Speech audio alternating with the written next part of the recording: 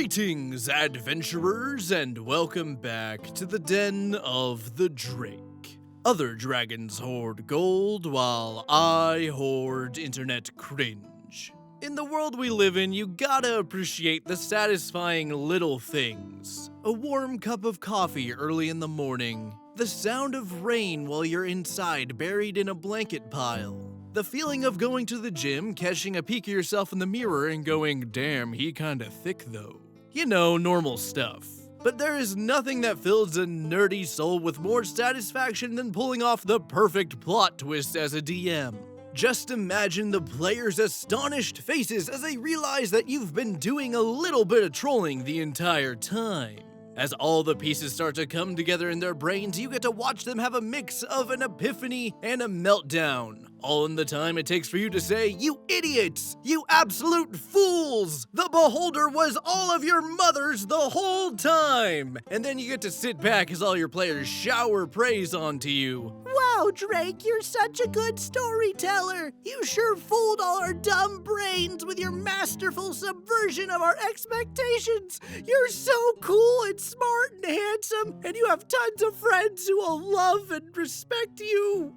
That was a direct quote from my real friends. They actually said that during a real event that actually happened. I wouldn't lie about that. That would be stupid. Shut up. But, unfortunately, dear listener, there are those who would seek to take that satisfaction away from their poor DMs. Yes, even in a game where nothing is set in stone and the narrative is determined by the actions of the players, there can be jerks ruining your time by leaking spoilers. Which is exactly what happens in today's horror story. The story I have for you today stars a scheming DM who cooked up the perfect plot twist for his party, only for a whiny narcissist to throw it back in their face in a tantrum that would go on to test the strength of their out-of-game friendship. Now, without any further delay, let's go ahead and dive right into the horrifying world of r/RPG-Horror-Stories. Enjoy. This week's story comes from Reddit user Practical Material 24 and is titled How a Player Ruined a Big Plot Twist. I was running my very first campaign and had a neat idea for my 4 players. I was going to make it where a big bad evil guy was hunting down the children of gods, and told my party that I was going to choose one among them that the BBEG would be targeting, because they would be the child of a god.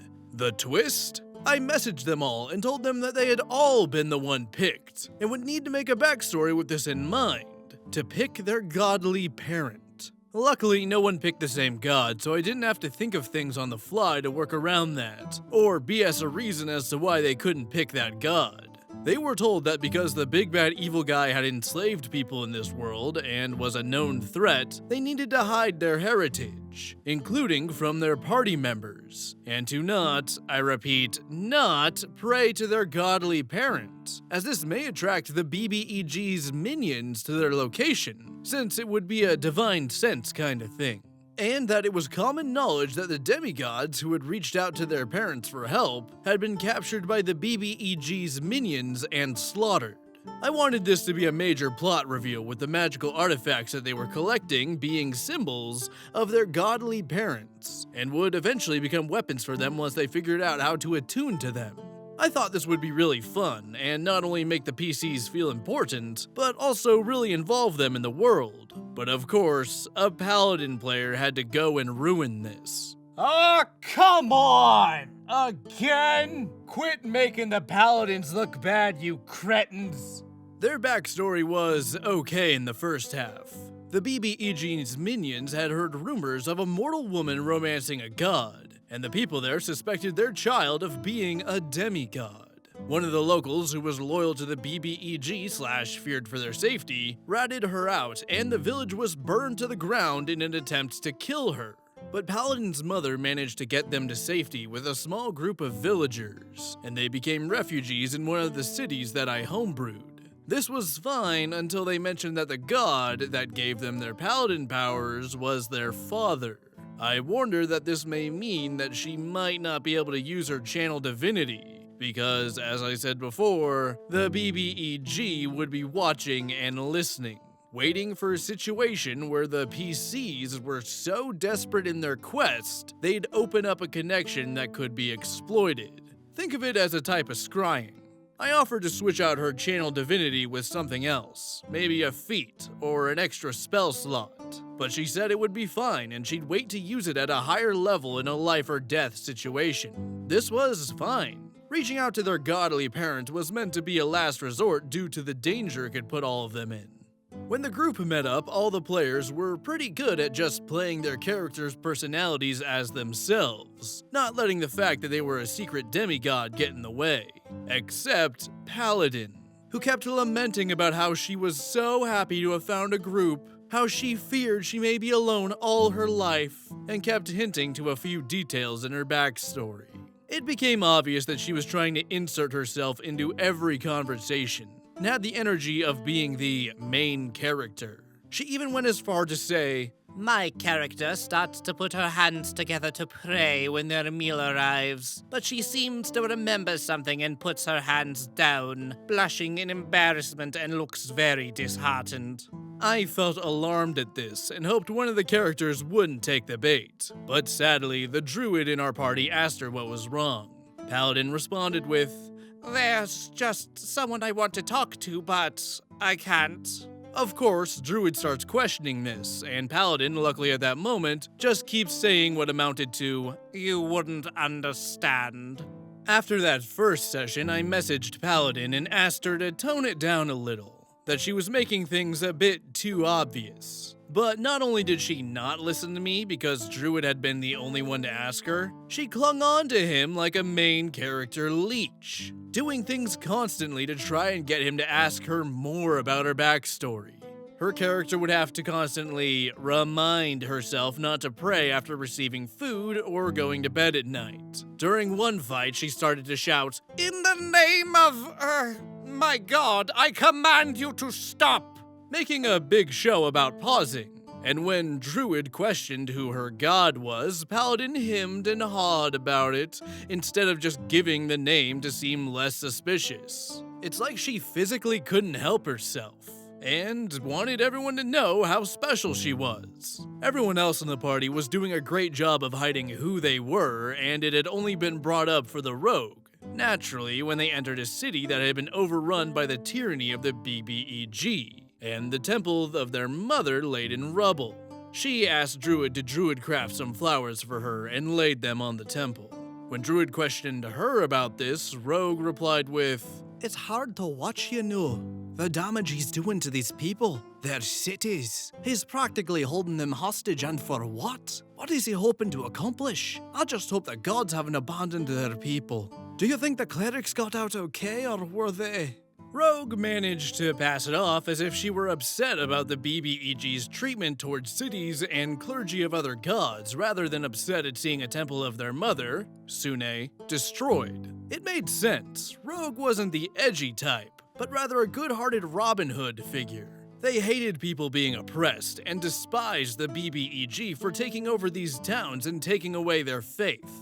Of course, Paladin couldn't stand to let Rogue have this moment and tried to give a heroic speech about how they'd defeat them, because surely one of the gods was watching over them in their quest. When it came to the first magical artifact they needed, it was planned to be Paladin's at first. But after all the main character situations and dialogue, I decided to switch it to Rogues. Now, I did come up with an idea to make sure no one was hoarding all the artifacts, which I feared the Paladin would be doing after I saw how attention-starved they were. The idea to make sure the right character got the item was going to be that not only would it be disguised as a symbol of their parent, but anyone who tried to handle the item that it was not meant for could suffer consequences if it stayed on their person for too long. For Sune, I made the artifact a mirror with her face on the back. The consequence was that anyone who was not a child of Sune would have to succeed a high charisma check. And if they failed, they would find themselves staring longingly into the mirror, unable to look away until someone took it from them. If they passed the first check, then every morning they'd have to roll another save that would keep increasing difficulty until eventually the rightful owner got their hands on the artifact. It took a while to get to this first artifact, and this is what I wanted the first clue to be. That something was up, and maybe that there was more than one demigod among them. You could excuse or handwave a lot of things away, especially if you believed your character to be the one demigod. But a character managing to hold an item of a god without having to make any saves? Pretty suspicious. The group managed to defeat hordes of monsters the BuIIes had placed in his dungeon to protect the item.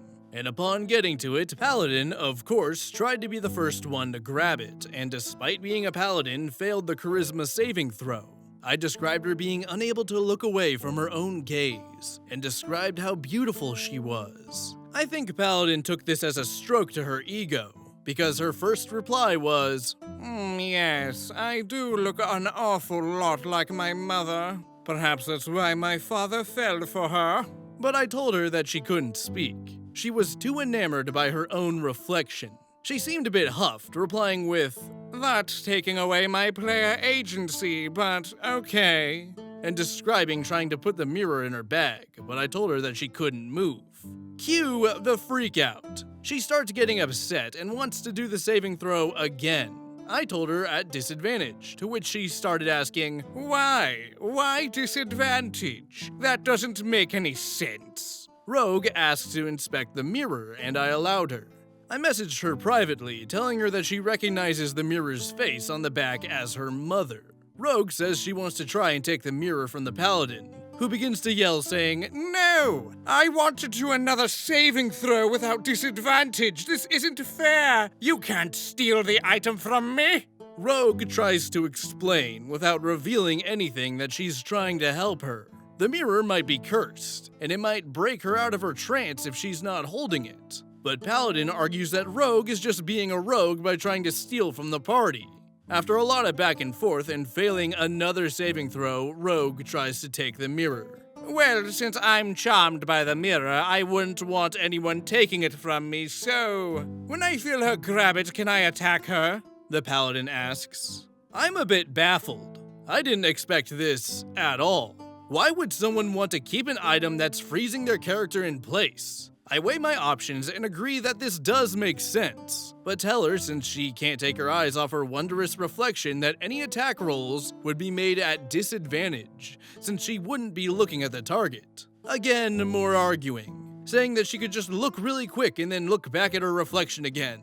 And finally she rolled and she hit. Crap. Rogue took a small amount of damage due to Paladin rolling low. The Druid and the Fighter joined in, and after the Paladin missing several strength contests, the party managed to pry the mirror from her. Fighter, who had the best strength, managed to wrestle it away, but upon being asked to make a saving throw, also failed and found himself staring at his reflection. Paladin started to make another grab, but Rogue said that they wanted to beat her to it and grab it first. So I made them roll initiative to see who would be the fastest at grabbing it. Luckily, Rogue beat the Paladin easily, and managed to grab the mirror from the Fighter. Alright, make a saving throw, Paladin said smugly, but I replied with, no, she doesn't have to. It seems as if the effects of the mirror do not affect Rogue. Paladin started calling shenanigans about how some little rogue shouldn't be able to hold this mirror, that if anyone should, it should be her, etc., etc. Paladin started interrogating her in and out of character, and then she did the thing. She casts Zone of Truth. At that point, I got a message from Rogue saying that she had failed her saving throw against the Zone of Truth, and asked if it was okay if she divulged information. She feared trying to run would look suspicious anyways, and if she did, she worried Paladin would try to attack her again. I told her that she could be vague as she wanted, but she did have to be truthful.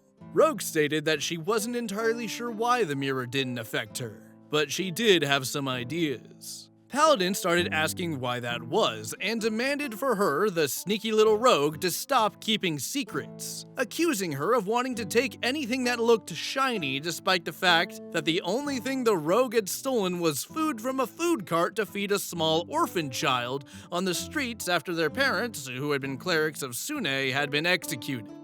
Rogue got defensive, saying that she only took the mirror because it was affecting everyone else. That's when Druid piped up. Rogue, you don't have any magical abilities and you were upset that Sune's temple was destroyed. Now here you stand, unaffected by a magical item that seems to belong to Sune. You have red hair and freckles, like Sune. Is she your mother? I was happy that Druid figured it out. Not from Rogue constantly dropping hints or poor tragic me lines, but rather through character interactions and Rogue's action/character appearance. This is how I wanted the reveal to happen, and wanted to see if other PCs would step forward or keep their stuff hidden. Of course, Paladin scoffed. She can't be, that's impossible! Oh, the DM did say that one of us was a demigod, Fighter reminded her. Yeah, but it's not a rogue, she retorted. It can't be! It went back and forth for a while, and it became obvious that Fighter and Druid were not ready to reveal their godly parents. I'm not sure if it's because they're waiting for the right moment, know how dangerous it is to have that information out there, or if it's because they're afraid of Paladin also putting them down for it. During all of this, I was receiving messages from Paladin. What the fuck? You said I was the demigod. Why can I not hold the mirror? I should have some kind of divine energy that protects me. Did you seriously make 2 demigods? That is such a cop-out. You said that I was going to be the only one. I was getting discouraged at this point and started tuning out the situation. Finally, Paladin took the conversation back into character and asked Rogue, "Who's your mother?" Rogue tried to avoid saying anything too much, stating that, "My mother was a wonderful woman that I wish I had gotten to know more of. Her heart was filled with love and—" What is her name? Rogue was still under the effects of Zone of Truth, so she had no choice. Her name is Sune. I didn't expect what happened next, although I could tell that she was still angry out of character. Paladin suddenly started talking to Rogue as if they were kindred spirits. And oh, the hardships they had faced! How they both had to watch their parents' temples be destroyed! Mind you, I had not shown her father's temples Kelemvor destroyed yet. The Rogue seemed shocked and questioned her about Paladin also being a child of Sune. But Paladin was quick to correct her about her father being Kelemvor, and how they must be the chosen ones to defeat the BuIIes. The session ended with them leaving the temple. I rolled a random encounter and it was a small fight. Were they hurting a bit? Yeah, but nothing about a round or 2 of combat wouldn't hurt. And during this fight, you guessed it, Paladin decided to use her channel divinity to summon her sacred weapon. I guess this was because she was rather angry that Rogue had gotten some attention. Or maybe it was because with Rogue's reveal it had to be this intense build-up. But when she offhandedly revealed her father, it had more of a, oh, reaction. Maybe it would have had a better build-up if you weren't dropping hints every time anything happened and instead waited for the right moment. I didn't want to punish the entire party, so I only had 3 of the BuIIes' minions show up, and had them all target Paladin upon seeing her with this weapon radiating godly energy. She was knocked down and later healed by the Druid after Rogue and Fighter took out the minions. They walked a couple of miles into the forest to hide before making camp, with Rogue keeping watch with the Fighter and them talking. Fighter didn't reveal who his godly parent was, or that he had one, but he did bond with Rogue over having a parent that wasn't around and wished to get to know them. By this point, I was getting a little upset by Paladin's main character syndrome, and tried talking to her about it outside a game, saying that her reveals felt unprompted, and that I felt like she was trying to steal Rogue's moment. She started calling me a liar, saying I ruined my own storyline by having more than one demigod, and made the sarcastic comment, "What, are we all secretly the chosen ones? How original. Yay, we're all special." I got a bit defensive and told her that I had never said any of them were the chosen ones, and that if it really bothered her that bad that she couldn't be unique, then she could just leave. She hadn't replied to my messages, and honestly, I just feel drained. I keep going on because the other players are so engaged in the story and have done an excellent job at playing with this idea that admitting to their godly parents is not a good thing. Because they shouldn't brag about it in the open because it can get them killed. But Paladin had been just using it as a spotlight moment, and is now upset that she has the knowledge that the spotlight isn't on her, and that she's not the chosen one. I know that some people will respond with, "Kick her," but we're all good friends, and I know that kicking her out of the group because of her wanting spotlight is gonna start a fight. Is there a way to curve this behavior? Should I have her make a new character? Edit. After seeing the replies, there are definitely some things I could have done differently. I do want to say that I didn't intend for there to be a chosen one type of storyline going on. This was meant to make the BBEG see the party as a threat, since they'd be collecting magical artifacts that they can use against him and therefore have a reason to keep an eye out for him, and send his minions out whenever given the chance. Every character was supposed to feel like they mattered in the plot and the story, that their choices and actions could mean the difference between victory and failure. That being a child of a god did give them an air of importance, but also could be a great hindrance to them. But I can see how saying I'd pick one demigod in the beginning would open the door to that kind of behavior. If I ever run a campaign like this again, I'm going to be more upfront about these kinds of things. I don't want to ruin Druid and Fighter's twists by telling everyone that all the characters are demigods, even though I think they suspect it now, because it's obvious that they don't want that information out there yet, and are waiting for the right time to make the reveal. A few people mentioned that I might be controlling my players a little too much, with them being unable to contact their parents. So I might make it where if they can find a temple that hasn't been destroyed, they can pray to them for so long without being scryed on. The one thing I do completely disagree with is that there are some people concerned that I'm trying to guide my players down a specific road. A railroad, if you will. They've opened up story plots that I didn't plan, turned NPCs into major characters that only started out with a name, and have really started to bring the world to life. The only thing I asked was that they didn't reveal their godly parent right away.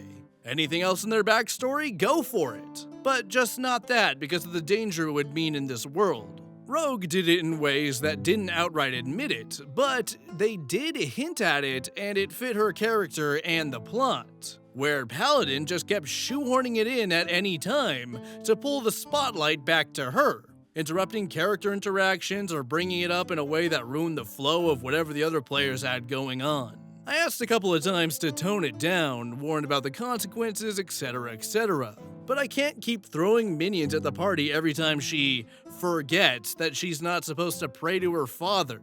It's not fair for the other party members to have whatever they're doing interrupted by hordes of minions because the paladin wants to be in the spotlight. But even with all of that, all of this could be forgiven if it wasn't for what she pulled with the mirror. Because not only did none of it feel like something her character would do, I was angry at the insults and her refusal to let anyone else shine. And on top of everything, if she wanted to keep throwing her backstory out there, that was on her. But pushing another PC to divulge their backstory that they obviously didn't want to reveal yet? There's just no excuse for that one. I do plan to talk to Paladin more after the situation has calmed down, and try to talk to her about her character and how it seemed out of place for a person who has known that it is dangerous to reveal their parent, is constantly slipping up and telling everyone outright who their parent is. One commenter pointed out this one, and I plan on apologizing for misleading her into believing that she was the chosen one, or was somehow more important than her fellow PCs. But I also do plan on asking her to apologize to Rogue for her treatment of her and her character. Oof, yeah, there was definitely room for improvement on all sides here. Mostly Paladin, but I gotta agree with some of the comments here. If you give a monkey a gun, do you blame the monkey for shooting someone, or do you blame the person who gave them the gun? I would argue that the person who gave them the gun should shoulder some of the blame, unless it's an orangutan. Their face flaps don't sit right with me and they shouldn't be trusted. But the trustworthiness of orangutans can wait. Let's talk about what went wrong here. Personally, I liked the idea that OP had going here. At first. Of course, it gave fuel to a player who sounds like they were already itching for that main character slot, but honestly, we don't know if she would have been behaving like that if she wasn't given the idea that she was the only demigod at the table. It's an explanation, not an excuse, mind you. Plus, if you start off by giving your players the expectation of, hey, one of you is literally a divine being and the rest of you are just some normcore dudes, you're setting the expectation that yes, one of the party is going to be a special little snowflake. And then when the player learns that they are the special little snowflake, they're gonna start feeling like a special little snowflake. Which is okay until they realize that everyone else is also a special little snowflake. And in reality, they're just some melting water drops. It's a concept that sounds fun, but yeah, it needs some workshopping first. As for the paladin herself, yeah, you don't just get to bend other players and the DM to your will and expect everyone to be having a good time. The sense of entitlement here is baffling. The only way to save this game is to sit down with Paladin and say, hey, you're taking this demigod thing way too far to the point where you're actually affecting the other player's enjoyment of the game. Tone it down or I'm gonna start mailing you dead rats. Okay, on second thought, maybe the Jared Leto Joker method is a bit too extreme, but go ahead and feel free to keep that one in your back pocket. Yes, a lot of Paladin's freak out comes from the bait and switch. But let's be honest here, everyone else also thought that they were the demigod and they reacted just fine. This seems to be a classic case of me, which ain't an attitude to be bringing into what's supposed to be a team game. She needs to change her attitude to we, or else this little piggy can fuck off all the way back home. We'll find out if that's what she chooses in the update that OP posted. I wanted to give a small update on this situation since people were asking about it. I talked with Paladin after a couple of days passed to give her time to cool down. I apologized to her for giving her the impression that she was the chosen one, but firmly told her that there was no such thing, that every player was important and affected the story equally. I understood her frustrations, but I told her that I wouldn't tolerate her treating her fellow players that way. And before I would hold another session, I expected her to apologize to Rogue. Paladin denied any wrongdoing and fully laid the blame on me, saying that I had ruined her character and the story with my choice. While I told her that yes, my actions may have led to her having the wrong idea, I was not responsible for the way she treated Rogue. And that those were her choices that she made, and going forward, should she do anything like that to her party again, I would have to consider there being a punishment for her character, since her in-game behavior went against her paladin oath, as one user had pointed out on the last post. She didn't like this one bit, and while she agreed that she may have taken it a little bit too far during the situation with the mirror, she kept trying to deny that her actions were her fault since she was so upset. I just ended up telling her that if it made her that upset to share the spotlight with another player, then I couldn't help her. There was no chosen one, and there wasn't gonna be one, and that she was in a party where she couldn't be the main character. She denied wanting to be the main character. What did you think being the chosen one would make you? But did eventually agree to apologize to Rogue. Awesome, perfect, group call time. This is where things felt a little off. Rogue joined the call and Paladin kept her word and apologized for her character. It did have a tinge of, I was just playing my character / it's what my character would do. But Rogue seemed fine with the apology and they got to talking. After a minute or so, Paladin started saying things like, I still can't believe the DM did that to us though. Rogue seemed a little confused. Did what? Ruined our characters and the game like that. DM, no offense, I've loved the story up until now, but I think it could have been better, you know? Like in other DM's games, that wouldn't have happened, and he could have done XYZ, and the way he does ABC is so much better. While the other DM she was talking about is a much better DM than I am, I felt a little cross, I won't lie.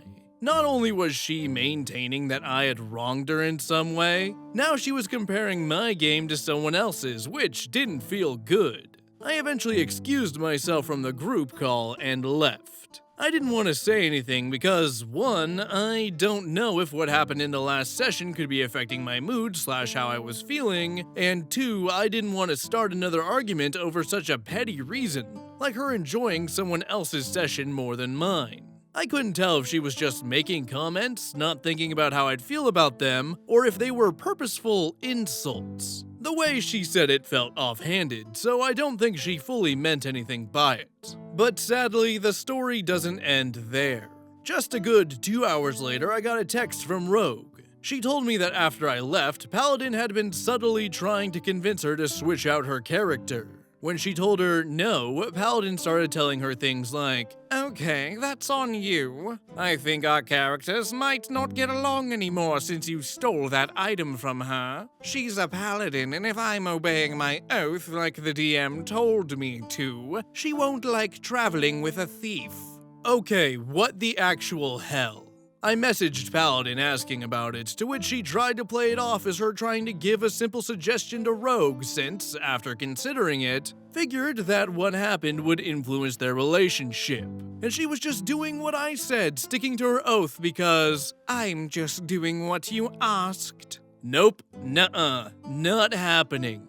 I was not gonna risk PvP. Rogue's game being ruined, her character interactions being ruined, or her being shoved into a corner just so Paladin could feel special. I told her that she was not going to use our conversation and my remark about holding her more closely to her oath in an attempt to bully Rogue into playing a different character in order to have more spotlight. Paladin argued that she was not bullying her, she was just trying to help my game run more smoothly. I told her no, that this wasn't happening, and I wasn't risking it, that she was done and I was officially booting her from my game before kicking her from my server. She went on a rant to Rogue, blaming her for telling me, and then went to Druid and Fighter. Druid tried to calm her down, telling her that they were in other games, so being out of one wasn't a big deal and we shouldn't let this ruin our friendship. To which Paladin agreed somewhat. But Druid and Fighter had started making out as if the reason she was kicked was what she said about my DMing style. Upon being told this, I showed them the screenshots. Druid just ended the conversation, but Fighter was a little less than pleased and asked her, "Are you sure it wasn't because you tried to pressure Rogue into changing her character?" To which she denied and started going on a rant about how she didn't mean it that way, that I was being too sensitive about her comments. Fighter pointed out in our conversation that I hadn't mentioned anything about the DMing comment, only what was said to Rogue. Paladin tried messaging me, telling me how messed up it was to send private DMs to another person like that, and I just ended up telling her, I can't talk to you right now. I'm very upset and do not feel as if my response would be appropriate. She kept trying to push me into talking, so I ended up having to block her. Paladin tried to go back to Fighter to lament about how she had been blocked. I was ignoring her, to which Fighter told her to give me some space and the subject was changed between them. Rogue said she might need a while before she's ready to message her again. But Druid seems actually a bit angry. He didn't like that Paladin tried to lie about the situation and says that his feelings about their friendship have really been affected by this. I apologized to everyone and put the campaign on hold for a while. I told them that there was no promise if I'd started back up, and if I did, was considering a soft reboot. Rogue didn't mind the reboot, but Druid said that he didn't know if he'd like it, because not only did he not know if he could keep from metagaming certain knowledge and plot points, but he really wanted to continue from the point we were at because they had reached a huge plot point in the story. I promised to think about it, and after asking Fighter, a majority of my group seems to be against the reboot. Rogue tried apologizing and tried assuring me that she liked my DMing style along with Druid, but I told her that none of this was her fault. There was things I could have handled better and I shouldn't have put her in that situation, but anything that happened was not because of anything she had said or done. All she had done was play the game. Fighter had been showing me screenshots of the situation, but after noticing that they weren't helping me calm down, just stopped reading them since most of them consisted of her either trying to push the blame onto me or just straight up lying about the situation. It made me relieved that in that moment I had messaged her instead of calling her. If I hadn't had the messages to prove that this was not over the comments she made, I have no idea how badly things would have blown up in our friend group. I do plan to try and talk to Paladin again once I feel like I can talk to her with a level head. But as far as updating this story, probably not, since I will be more than likely not inviting her to the campaign. End of story. Wow, this is like textbook narcissism. Straight up. Like, slap this shit in a psychology textbook and pay thousands of dollars to read it one time and regret your undergrad kind of textbook. Huge props to OP though. They acknowledge that they could have done better and work towards making up for their mistakes in order to secure the future of their game and everyone's enjoyment too. They seem like a genuinely awesome person and DM, but Paladin? Oh boy, that Paladin. Literally everyone is at fault except for her. Look, sweetheart, if everyone in your life has wronged you somehow, there's one common factor in all those interactions, and that's you. The absolute irony that it was an interaction with a mirror that caused her to freak out is the best part here. The worst part is that if Paladin even had a frickin' molecule of social awareness, this whole situation could easily be saved. You did everything right here, OP. But it doesn't matter how many inches you give this chick, she's gonna want to squeeze more miles out of everyone at the table. I understand wanting to talk things out with her because obviously you all have relationships outside of the dice rolling game, but is it really worth it? Is having someone so controlling and self-centered in your life really worth whatever perceived value she may add to the friend group? Trust me, as a narcissist with no self-awareness, I know a narcissist with no self-awareness when I see one. Speaking of being a narcissist, how about we go ahead and check out some fan art in this week's Gallery of the Drake. This week's fan art comes from viewer Terradrone, who depicts the Drake and his kobold squire taking up the blade to go on a noble quest. After all, everyone knows that paladins are objectively the best class in the game. Hear my words and bear witness to my vow. Night gathers, and now my watch begins. It shall not end until my death. I shall take no wife, hold no lands, father no children. I shall wear no crowns and win no glory. I shall live and die at my post. I am the sword in the darkness. I am the watcher on the walls. I am the fire that burns against the— Drake, they asked you what kind of ice cream you wanted, not your life story. Larry, you have no respect for the sanctity that is Cold Stone. Go ahead and just throw some vanilla in a cone since the kobold wants to be so basic. This is why we never go anywhere. Thank you again, Terradrone, for submitting your art. If you'd like to see your fan art featured in the Gallery of the Drake, be sure to send it to the email in my About section. Fan art is my favorite part of doing YouTube, and it means the world to me that I can inspire artists like you to create artwork like this. With the story over and artwork displayed, we're gonna go ahead and wrap up. If you enjoyed the video, be sure to like, comment, and subscribe. And if you feel like supporting the channel further, my Patreon and merchandise links are in the description. I would like to thank you all for listening, and I hope to see you next time in the Den of the Drake.